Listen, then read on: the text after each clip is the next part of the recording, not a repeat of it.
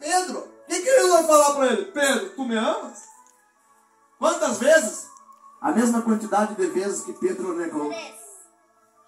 3 vezes. Por quê?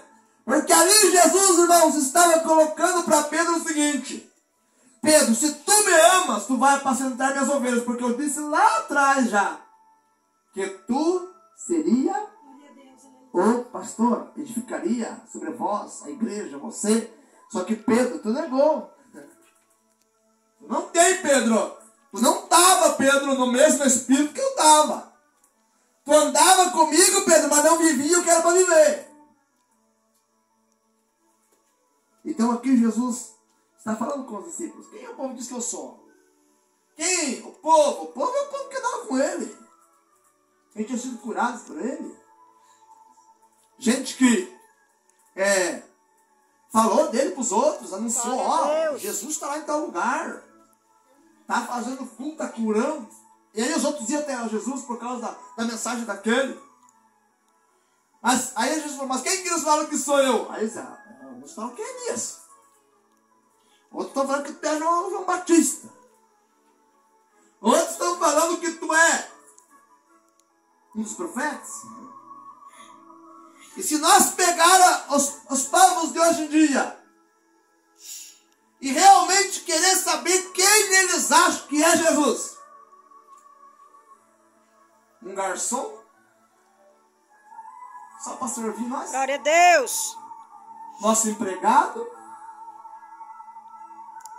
o nosso amigo bonzinho que dá tudo na mão para nós, para outros ele é só o médico, para outros ele é só o advogado, para outros ele é só o psicólogo, o psiquiatra, para outros ele é só o aconselhador familiar ou o reajustador de família. E nós que servimos verdadeiramente a Ele, o que Ele é para nós, acima de tudo? aleluia, O Salvador. Aleluia! O Salvador. Glória a Deus. Porque quando nós falamos que Ele é o Salvador, nós o reconhecemos como quem resgatou nós da sujeira do pecado, limpou nós da imundícia do mundo.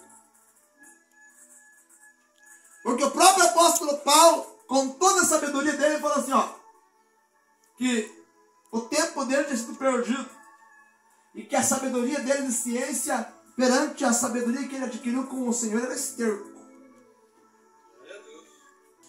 O que ele aprendeu com Jesus, com Deus, o espiritual, valia tanto que o que ele tinha aprendido cientificamente na lei, com os judeus, com os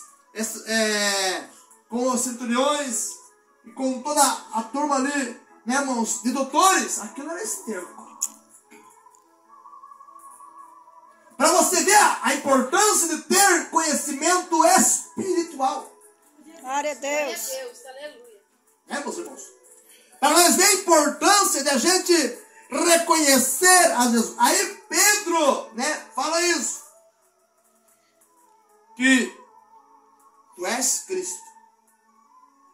Quando ele diz tu és Cristo, ele está dizendo o quê? Que tu és aquele que veio para salvar seus que estavam perdidos. Porque a missão de Cristo é isso. Cristocentrismo é isso. É nós pregar o Cristo que salva quem está perdido. Ah, pastor, mas Cristo não salva nós. Nós já somos os salvos em Cristo, porque nós também éramos perdidos. glória a Glória a Deus, Deus. Aleluia. E agora Ele está para salvar quem está perdido. Cristo Salvador dos perdidos. Resgatador daqueles que já foram enterrados com o mundo. Isto é o que nós vemos, dizemos, Cristo.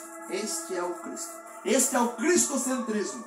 É a principal irmãos, pregação hoje não é mais o cristocentrismo. Cristo não é mais o centro, lógico. Não vamos falar dos nossos irmãos católicos, que para eles a idolatria é ainda o centro, né, irmãos? A Maria e os outros. Agora, porque falam mais de Maria do que de Cristo. Falam mais, talvez, do que João, Pedro, do que de Cristo. Irmãos, agora, vamos muitas vezes para outras igrejas. Vamos falar das igrejas dos nossos irmãos aí, evangélicos mesmo. Onde o dinheiro é o centro. Né, irmãos? Você pode ir para a igreja porque você vai ficar rico. Você vai nadar na grana. Empresa, está falando da empresa? Vem para a igreja. A empresa vai abrir de novo. Irmão, não é proibido falar que tu vai ser abençoado financeiramente, que tu vai ser abençoado familiarmente, que tu vai ser abençoado nas outras áreas. Mas a principal, irmãos, o principal Glória a Deus. objetivo é falar da salvação por intervenção de Jesus Cristo. Glória a Deus. Aleluia. Jesus é o Salvador. E Pedro, quando ele fala assim, ó, tu és Cristo, Filho do Deus vivo, enviado do céu para nós, para nos salvar. E aí, irmãos, o Senhor, né, Jesus, ele interpela Pedro, né, irmãos, agora Pedro é exaltado nesse momento. Porque ele diz o quê? Bem-aventurado és tu, Simão Barjonas. Olha o que o Senhor está falando com ele. Irmãos, exaltou Pedro em meio aos outros. Só que Pedro era uma pessoa de um coração ainda muito criança, irmãos. Pedro era muito impulsivo. Pedro era um homem, a época dele, que eu imagino que todos os que tiveram que conviver com Pedro, eles tiveram que passar, irmãos, momentos de tédio com ele. De chatice mesmo. Eu imagino se naquela época Pedro chegou a ter uma professora, a professora de Pedro, ela chegou a perder os cabelos, a coitada. Glória a De tanto Deus. que Pedro era difícil de lidar com ele. Tanto que você vai ver que ainda lá no Getsemane, quando chegam todos os soldados, Pedro desce a espada na orelha do mal. Impulsivo homem. Ele não tinha um autocontrole. Irmãos, ele não estava preparado para ter na mão dele uma responsabilidade. Porque você vai ver que Pedro, assim que ele recebe, o Senhor diz assim, bem-aventurado és tu, Simão, que não revelou a carne, o sangue, mas é meu Pai que está no céu que te revelou. Pedro já se mexeu, né? Olha só, Jesus me levantou lá em cima.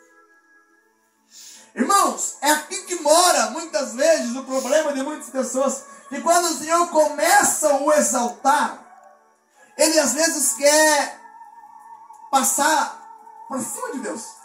Está quase igual Lúcifer. Quer subir para cima de Deus já.